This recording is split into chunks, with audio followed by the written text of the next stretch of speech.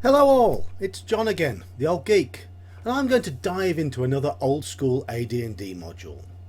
A2, The Secret of the Slaver's Stockade. Number 2 in the 4-part Slavers series, A2 was published in 1981.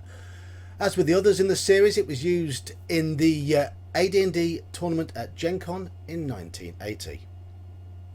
I know this is 2 reviews in 2 days, a Monday and a Tuesday. That's because I work in retail and this is my weekend. Published in 1981, A2 was written by Harold Johnson and Tom Moldvay. The first part in the series, A1, had been penned by David Cook. Harold Johnson's previous contribution to the AD&D line was C1, The Hidden Shrine of Tamerchan, a similarly trap-filled tournament adventure.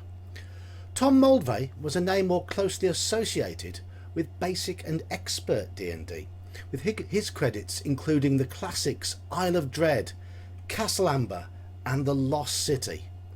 He was also responsible for the rewrite of the infamous Palace of the Silver Princess.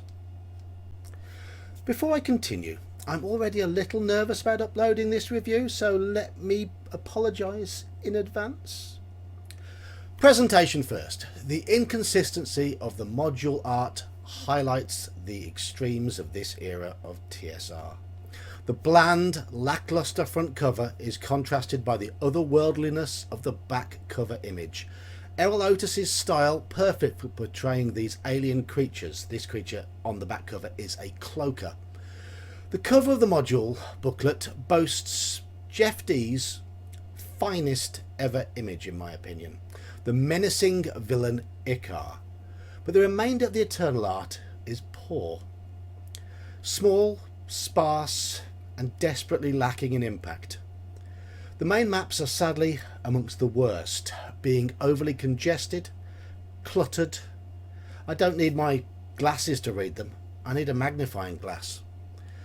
If you look at the layout of the upper level map, the key takes up as much space, almost, as the main map itself, and that is terrible formatting. But again, as a contrast, there are several excellent tactical maps in the booklet, outlining some of the more complex encounters. So we already have inconsistency in the artwork and the maps. It's a weighty adventure, stretching to 40 pages, and unlike A1, the vast majority of them are devoted to the scenario itself. There's a hell of a lot of text for the DM to digest, much of which is material added for campaign play, especially in the lower dungeon level where more than half of the locations have been added to the original tournament layout. A2 assumes the party found information at the end of A1, the slave pits of the Undercity, underlining details of the slavers' operation. There was a map showing the location of a slaver base in the Draken's Grab Hills to the south of Highport. The tournament version of play has the party starting by a hidden entrance to the Stockade, whereas for campaign purposes there are some possible encounters listed for the journey. The tournament starting point is based on information received from an escaped slave, and I strongly suggest that DMs using the module for campaign play offer their parties this information too. Once inside the Stockade, the party must make their way deeper within and attempt to deal with the leaders, eventually discovering information that will take them to Module A3. Because this is a series, right? And A3 follows A2. Usually. Didn't happen in my campaign, you'll find out why later. The term Stockade, though, feels somewhat ill-fitting, as this place is more of a fortress, albeit a wooden one. Its defences are extensive and its occupants are well armed and well organised. The topic of organisation takes me neatly to what I believe to be the greatest strength of this module. The bulk of the defenders are hobgoblins, with missile weapons, cover and access to artillery. There are also tons of them, thus invariably the process of the party breaking into the Stockade will almost certainly lead to the mother of all battles when they are discovered. Plus, there's the organisers themselves, Marquesa, who is a sadistic elf taking pleasure in conducting experiments on live subjects. Blackthorn, an ogre mage who usually appears polymorphed into a fearsome undead being, and Ikar, a massive blind warrior whose other senses are at a heightened level, the subject of this fantastic piece of art by Jeff D. Marquesa is especially twisted. There's an area of the underground level devoted to a colony of the survivors of her experimentation, unfortunate beings called cavelings. Her paranoia has also driven her to medically engineer body doubles. She's a wonderful villain, clearly inspired by the certain worst bad guys from World War II. Other interesting NPCs are dotted throughout the module, especially a mad escaped slave who had successfully caused the hobgoblins to believe the section that he inhabits is haunted. So far so good. This is a module packed with intelligent combat situations and interesting NPCs. It also offers strong role-playing hooks. Here comes the but. Unlike slave pits of the Undercity, the structure of the tournament cuts through it like an ugly scar. The route through the important encounters is utterly linear, and far too many of the additional locations added for campaign play feel like padding. The resulting effect on the upper Stockade level is that the map is now so congested it becomes difficult to decipher. A Stockade feels like it should have more areas open to the elements, but most of the gaps between the tournament locations have been filled with room after room after room, so much so that it makes the whole aesthetic of the lower section of the map much like a typical dungeon, not a Stockade anymore. The added material for the lower level does, however, feel more consistent, especially the area with the cavelings, which offer the DM a solid opportunity to focus on Marquesa's crimes.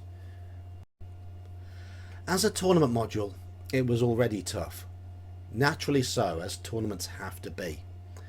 The added material brings that difficulty level up to insane, adding dozens of extra guards to the upper level, plus a variety of extra monsters and drow to the lower level. If the series is played as a full campaign, then this becomes the toughest chapter without a doubt. The Scourge of the Slave Lord super module, which revised the recommended character levels from 4 through 7 up to 7 through 12, I think that got it right. I would suggest that range is more suitable, certainly around 7, 8 or 9. A party of level 7 and 8 PCs will still find this adventure in particular to be a very steely challenge. The added material also results in this module being tougher for the DM. As if the abysmal maps and walls of text were not enough already, the added guards and their role in the defence of the Stockade makes for many, many hours of headaches if the DM is to prep it thoroughly, and then successfully portray the fort in an organic manner at the table. But to get the best out of the module, this is necessary. It is immensely satisfying to pull off, but damn, is it a time sink to put in the work needed.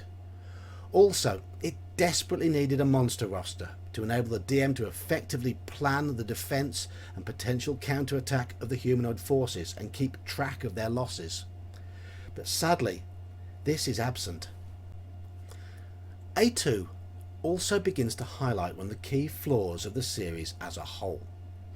4 modules in the series, written by 5 different authors. Thus the modules have an underlying issue with consistency. Where with A1, Dave Cook developed the tournament fairly successfully and organically, A2 feels as though one author wrote the tournament and the other did all the extra stuff. A3 and A4 would both go on to be very different again. Some might say that this variety is a strength, but when that stretches to the organisation of the module, the quality of the writing and the writing style, then it makes it more awkward than refreshing. There's a verbosity to A2 that was not present in A1. I look at other modules of the era and wonder, G1 in the Against the Giant series isn't really much smaller in terms of encounter areas and enemy volume and map size, yet it crams itself into just 8 pages and relies on the DM to add the flourishes. A2 does this in over 40 pages. And yes, most of the material is interesting, but digesting and retaining it becomes a chore.